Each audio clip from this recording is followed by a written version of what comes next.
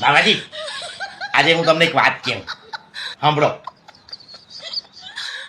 બોલ, તારે હું કેવું શું છે? જલ્દી જે બોકવાનો જલ્દી જલ્દી બોકી જાણીએ. આજે છે ને કોઈને પણ તમે એમ કેવો ને કે બ્રહ્માંડમાં 300 અબજ તારા છે તો માની લેશે, પણ એ વ્યક્તિને એમ કેવો ને આ બાકડાનો કલર તાજો છે આના પર નહીં બેસતો, તો એ અળવિત્રો પહેલા ટચ કરીને જોશે. ખોડાઈ અને 300 તારા બ્રહ્માંડના કાઢી દેખાયા. એ બબુચક, હવાથી છે ને મગજની નસની પથારી ફરી ગયેલી છે મારી.